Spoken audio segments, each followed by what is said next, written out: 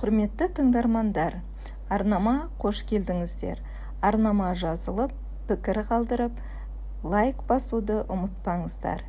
Ежелгі Бабылдағы ең бай адам кітабының жалғасын назарларыңызға ұсынамын. Ең бай кісінің ең ежелгі құпиясы баю жолы. Ежелгі Бабылда Архат деген асқан бай кісі болыпты. Оның байлығы туралы сыбыс барлық жерде аңызға бергісіз әңгімеге айналыпты. Оның үстіне ол жомарттығымен атын әйгілепті. Ол садақа беруде де алдына жан салмапты. Жан ұясына да өзіне де шығынданудан аянбаған. Соған қарамастан оның табысы жыл сайын еселеніп отырыпты. Бір күні оған бала кездегі достары жиналып келіп, былай дейді: Архат, сен бізден гөрі жолың болған жігітсің. Сен Бабылдағы асқан байға айналдың. Ал біздің үрерге итіміз, сығарға бейтіміз жоқ, кедейміз. Сенің қалаған сәнді киіміңді киюге де, таңдаған ләззатпен рахаттануға да ықтиярың мол. Ал бізде жанұямызбен бойымызға табылғанын ілініп, асқа бұйырғанын ішіп жүрген жайымыз бар. Бірақ бір кезде бәріміз де бірдей едік қой. Бәріміз де бір ұстаздан тәлім алдық. Ойнағанымызда бір ойын. Сенің оқуың да, ойының да бізден озық болған кезің болмады. Соған қарамастан, сен соңғы жылдары қаладағы аса құрметті тұрғын болуға бізден гөрі бұрын қол жеткіздің. Сенің бізден артық еңбектенген жерің жоқ. Жұмысың да біздікінен гөрі қиын емес. Ендеше қанша тілесек те, тырбынсақ та, бізді емес, баянсыз бақтың барлық ырыс пен ләззатқа бөлінетіндей сені ғана таңдағаны қалай? Алайда Архат оларға мына сөздермен қарсы шығыпты: егерде сендер бәріміздің өспірім шағымыздан кейінгі ғұмырларыңды тек қана бишара тірлікке сәйкес табыс тапсаңдар, онда сендер байлық пен бақты қондыратын заңды білмегендерің, болмаса оны ұстанбағандарың. Бақ дегеніміз аса қатал да, ешкімге ғұмыр бойы тұрақтамайтын ырыс. Керісінше, ол еңбек сіңірмей алтынмен апталған кез келген адамды күйретеді. Ол қалталылардың талайын керексіз шығынға жолықтырып, көп ұзамай олардың таусылмастай сұранысы мен қажетін өтеусіз қалдырады. Ал кейбіреулері жұққан байлығын соншама тыққылап, шығынға барынша сараң болып, жұмсалғанның орнын толтырумен күндерін өткізеді. Мұның үстіне олар өмірлерін тонаушылардан қорқумен өткізіп, қонған бақ пен ырыстың рахатын көруден қалады. Еңбек етпей тапқан алтынды ғұмырының соңына дейін еселеп, бақыт пен рахатқа бөгіп өтетіндер де бар. Бірақ ондайлар мейлінше аз. Олар туралы естігенім болмаса, кездестірмедім. Кездейсоқ бай мұраға ие болғандарды еске алдыңдар ма? Менің айтқаным қаншалықты дұрыс екенін ойланып көріңдер. Архаттың достары мұрадан байыған атақтыларды еске алды да, оның айтқандарын бұлжымайтын шындық екеніне көздері жетті. Енді олар Архаттың өзінен осыншама байлықты қалай жиғанын айтып беруді сұрады. Архат болса сөзін әрі жалғады: жас кезімде бақыт пен ырысқа жолықтыратын біршама нәрсе көрдім. Бірақ оларға ие болуға тек қана байлық жәрдемдесетінін ұқтым. Байлық ең апат күш. Оның көмегімен көптеген нәрсені болдыру ықтимал. Үйіңді ең әдемі жиһазбен сәндеуге болады. Теңізде жүзіп, талай жерді аралау да соның арқасында мүмкін. Ондайда қияндағы елдің таңсығынан да рахат табасың. Зергерлерден таңдап жүріп, ең керемет әшекей де сатып аласың. Зәулім храм да тұрғызасың. Жаның қалаған іңкәр сезімнің талай нәрсені істеуге әбден болады. Осының бәрін ұққан соң, мен өмір игілігіне өз несібемді алуды шештім. Өзгелердің рахатын қызықтаудан бас тарттым. Алба-жұлба киімді жаратпасам да, өзіме лайық киінуді мақұл көрдім. Кедейдің тағдырына көндіккім келмеді. мына өмір тойына қонақ болғым келді. Өздерің білетіндей, мен кедей сатушының ұлы едім.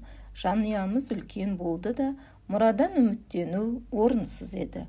Өздерің айтқандай, дарынды қабілетіммен ерекшелене алмағасын, ойлағаныма ие болу үшін маған уақыт пен білім керек деп шештім. Уақытты алсақ, ол менде де басқалардағыдай ағыл тегіледі. Баю үшін уақыт сендерде де барынша жеткілікті болғаны рас қой. Бірақ та сендердің бір ғана мадақ тұтатындарың жанұя ғана екенін өздерің де айттыңдар.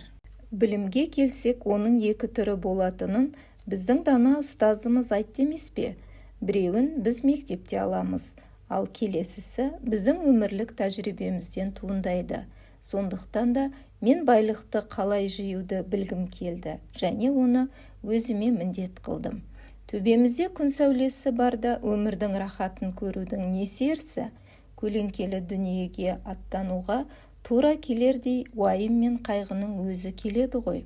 Мен жазбалар бөлімінде жазғыш болып жұмысқа тұрдым. Сөйтіп күн сайын сөз барақтың бетін шимайлаумен сағаттар бойы бел жазбадым. Солай еңбектенуімен апта артынан апта, ай соңынан ай өтсе де, табысым тақыл-тұқыл болып діңкем құрыды. Ас та, киім де, садақа да, басқасы да тапқанымды жұтты да тұрды. Бірақ баюды ешқашанда естен шығармадым. Бір күні қала әмірінің үйіне өсімгер алғамыз келді де, маған 10-шы заңды сөз параққа жазып беруді тапсырды да былай деді. Маған бұл заң 2 күннен кейін керек. Егер жұмыс мерзімде орындалса, мен саған 2 жез бақыр беремін. Мен болсам барымды салдым, бірақ заң шұбатылған шұлғаудай ұзақ еді. Сөйтіп, алғамыз 2-ші рет келгенде заң дайын болмады. Ол бұрхан-тархан болып маған сонша ренжіді. Егерде оның құлы болғанымда, мені сабап тастар еді. Бірақ менің қала басын арқа тұтатыным болғандықтан, одан тайсалмастан былай дедім. Алғамыз, сен аса бай адамсың. Баю жолын маған да айтып берші. Мен күні бойы бел жазбастан заңды сөз параққа түсіріп берейін. Ол күлімсіреді де былай деді. Сен нағыз алаяқ екенсің. Бірақ мен бұл ұсынысқа келісемін. Түні бойы мен бүкірейген күйі жұқалтаң кірпішелерге заң жазумен болдым. Білтешамның иісінен басым қақырайтындай ауырды. Көзім бұлдырап, көрместе қал кештім. Дегенмен, тапсырымшы таң ата келгенде сазға түсірілген заң әзір болды. Ал енді дедім, бүгін уәде бойынша маған айтарыңды жайып сал. Сен мәміле бойынша өз шартыңды орындадың, ұлым, деді ол жұмсақ дауыспен. Мен де өз уәдемде тұрайын. Мен саған керек жайтты баяндайын. Онсыз да қартайдым. Қарт адам шешенсуді ұнатады, ал ақылдасуға келген жастар бойларына даналықты сіңіреді. Бірақ көбіне жастар даналық жас баса қонатын қасиет деп ұғады да, даналыққа жас кезде мойын бұрмайды. Мынаны есте сақта. Сәуле шашып тұрған күн сенің әкең туғанда да солай болып тұрған. Сенің шөбереңнің соңғы о дүниеге жөнелгенде де осындай күн болып қалмақ.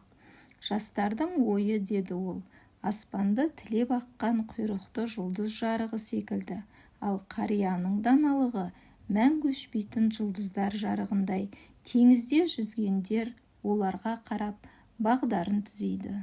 Менің сөздерімді есте сақта, әйтпесе өзіңнің түнгі жұмысың бекерге атқарылғандай өкінетін боласың. Ол маған жүндес қабағының астынан жанарын тіктеп қарады да, қоңыр дауыспен былай деді.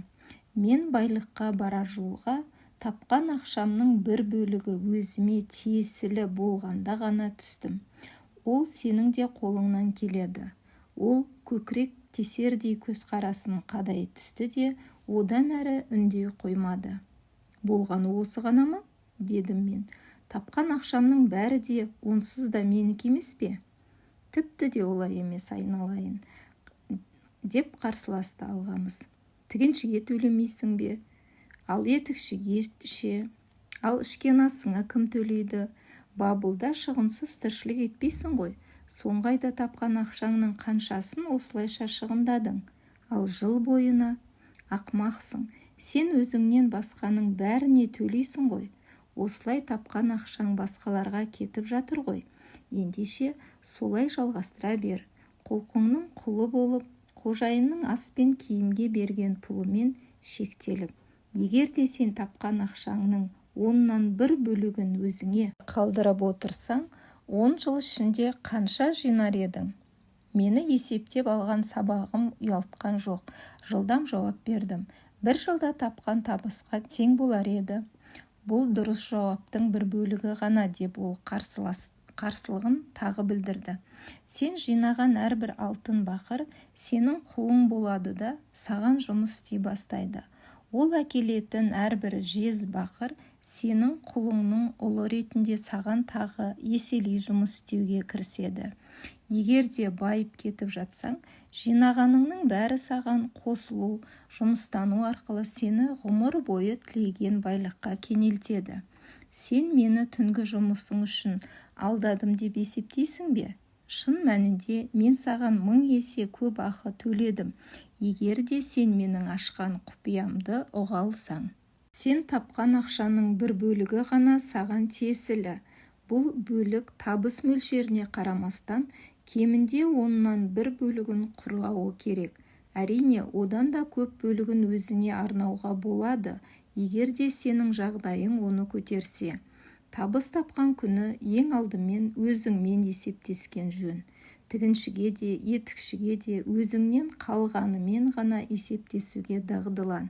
Соның ішінен асқа да, садақаға да, қайырымдылыққа да қалдыруды ұмытпа. Байлық титтей тұқымнан жайқалатын ағаш секілді. Өзің үшін сақтаған алғашқы жез бақыр кейін өсіп шығатын байлық ағашының тұқымы болмақ. Неғұрлым сол тұқымды тезірек ексең, соғұрлым тезірек байлық ағашы көгеріп шығады. Ыждахаттықпен жинақтау арқылы неғұрлым оның топырағын тыңайтып, суарған сайын, оны көлеңкелеп, рахатына соғұрлым тезірек бөленесің. Осыны айтты да, ол өзінің саз жазбаларын алып кетіп қалды. Мен оның айтқандары туралы көп ойлана келіп, шынында да әлде бір мәннің барын байқадым.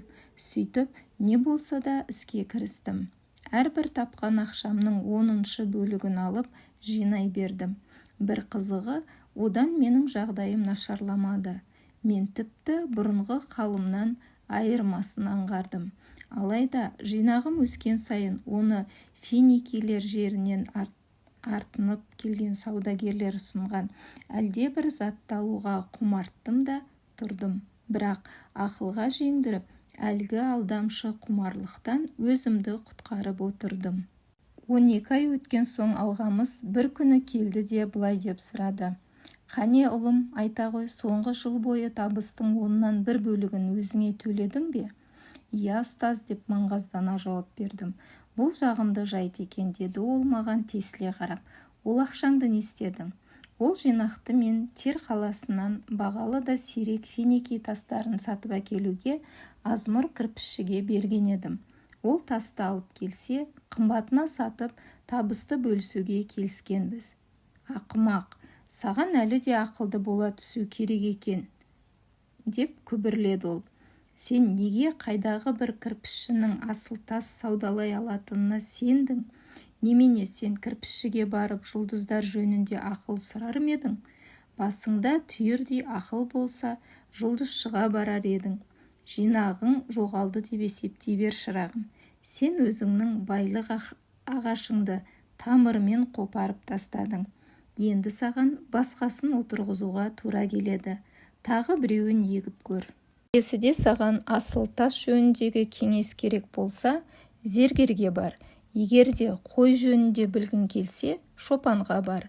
Кеңестің құны түкке тұрғысыз, бірақ сен кеңесшілерге іске жарамды кеңес үшін барғаның жөн. Оның үстіне түкке тұрғысыз да біліксіз кеңеске құлақ асқандар барлық қаржысын құрбан етуі ықтимал, деді де ол кетіп қалды. Шынында да оның айтқаны айдай келді. Финикиліктер алаяқ болып шықты. Мұрға асыл тасқа ұқсас пайдасыз шыны сынықтарын беріп алдап соққан. Бірақ мен оған мойымастан, алғамыстың кеңесіне сәйкес табысымның әрбір 10 бөлігін қайтадан жинауға кірістім. Оның үстіне мен оған машығып алдым. Енді өзім үшін қор жинау оңай болды.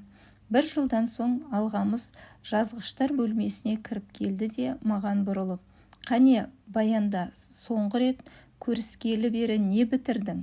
«Мен өзім ұқыпты түрде төлеп келдім» дедім. Сосын жинағымды қалған жасаушы аққар шеберге қола сатып алуға қостым.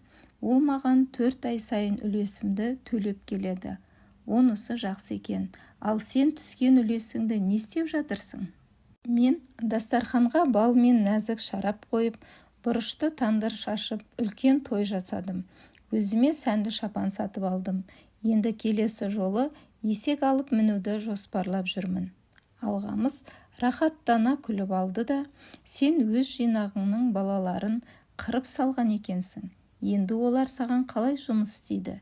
Және саған қызмет ететін олардың балалары қалай тумақ? Ең әуелі өзіңе қызмет ететін алтын құлдардан әскер жасақтау қажет. Сосын барып алаңдамастан өзіңе той думан жаса», деді де тағы кетіп қалды. Содан кейін оны мен 2 жыл бойы көрмедім. Бір күні тағы кезіктірдім. Жүзін терең әжім басыпты, жанары жасаурай береді. Нағыз қарияға айналыпты. Жарықтық. «Архатжан, армандаған байлыққа қол жеткіздің бе?» деп сұрады ол. «Жеткенім әлі де жеткіліксіз, бірақ та жинағаным біршама. Ол қор маған күн өткен сайын ақшамды еселеуде. Ал сен әлгі кірпішшінің кеңесіне тәуелдісің бе? Ол маған кірпіш басу жөнінде ғана жақсы кеңес береді», дедім. «Архат, сен өзіңе керек сабақты жақсы меңгеріпсің», деп жалғады сөзін ол. «Сен әуелі жалақыңның аз ақшаға тірлік еттің. Сосын кеңесті тек қана біліктіден алуды үйрендің. Ақырында өзіңе тиесілі алтынды өзіңе жұмыс етуді меңгеріпсің. Сен ақша жинауды, оны сақтауды, әрі оны жұмсауды игердің. Енді сен үлкен іске әзірсің. Мен болсам қартайдым. Ұлдарым болса, дайын ақшаны жұмсауға ғана құмар, молайтуды ойлар емес. Өзімнен кейін не боларын ойласам, шошынамын. Сен Нипураға бармайсың ба? Менің жерімді қадағалауға. Мен саған үлесіңді табыстай да, мұралай да беремін». Сөйтіп мен Нипур қаласына барып, бай қарттың алып иелігін меңгеруді қолға алдым. Байлықты еселеудің 3 заңын біле жүріп, мен ол иеліктің құнын арттыра білдім. Алғамыстың жаны күңгірт дүниеге аттанар кезде ол маған куәлардың көзінше менің үлесіме сай тиесілі мұрасын қалдырып кеткен еді.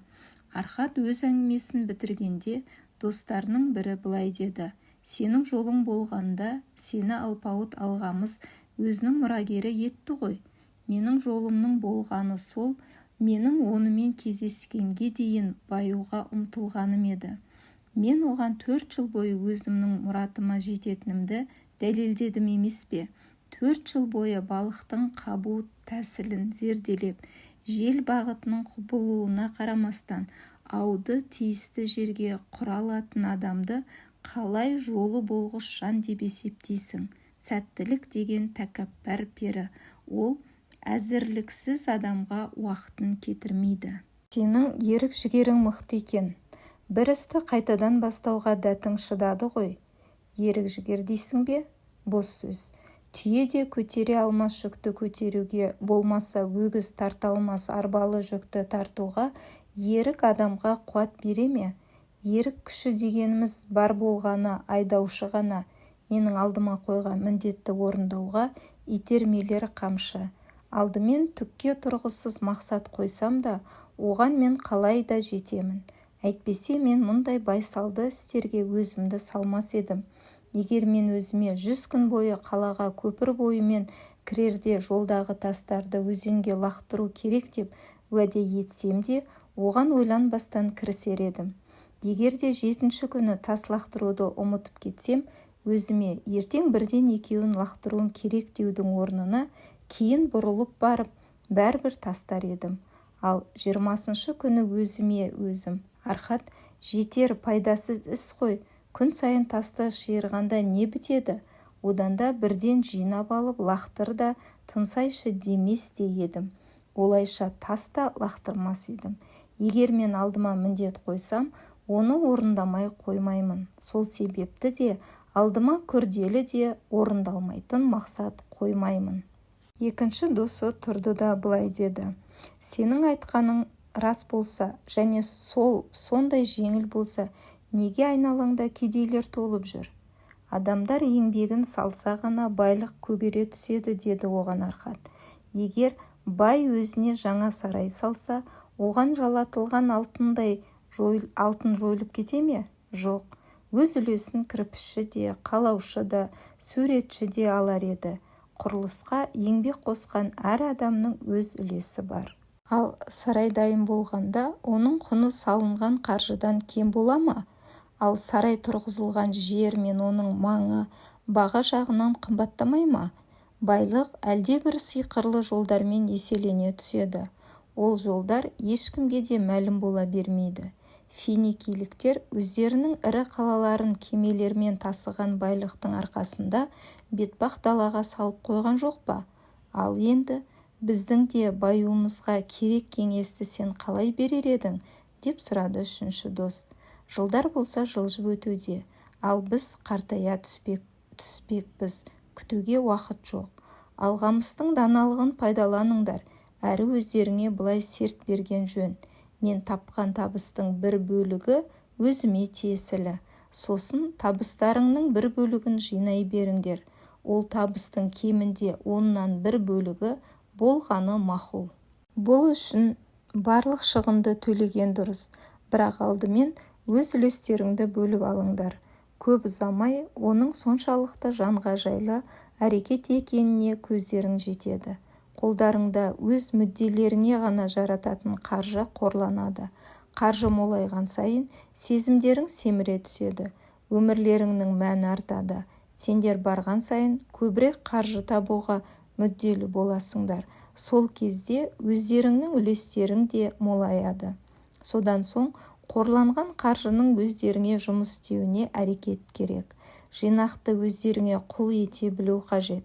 Олар балалайтын болсын, ал ақша балалар да балалауға кірісуі керек. Сөйтіп олардың барлығы жиылып қожайынның игілігіне қызмет етуі тиіс.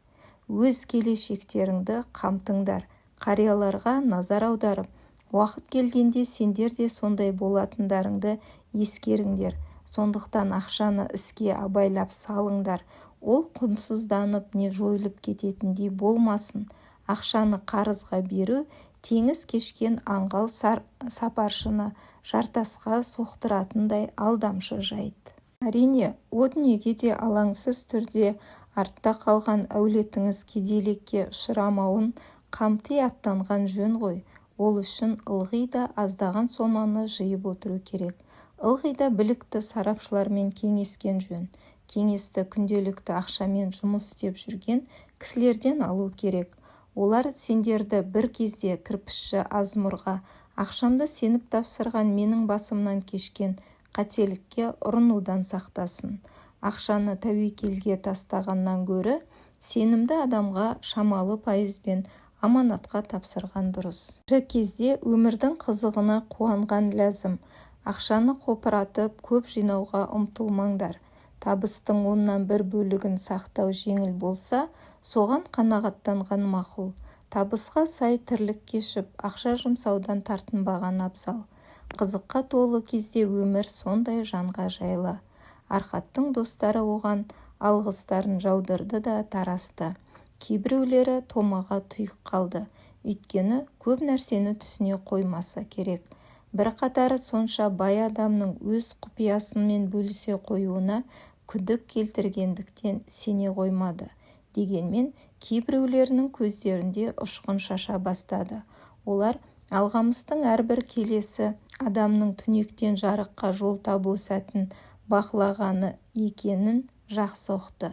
Егер ол адам жарыққа жол тапса, онда ол тек қана әзір болғандығынан еді. Арқатқа әсіресе соңғы топ қана келгіштеді. Ол болса достарын қуана қарсы алып, оларға бай тәжірибесін бүкпесіз жеткізді.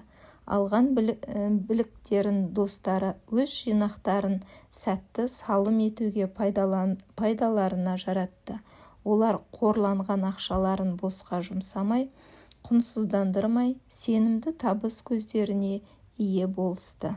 Бұл адамдардың өміріне сәуле шашқан жарқын күн әуелі алғамыз Арқатқа, ал Арқат соларға берген даналықты бойларына сіңіруден басталған еді.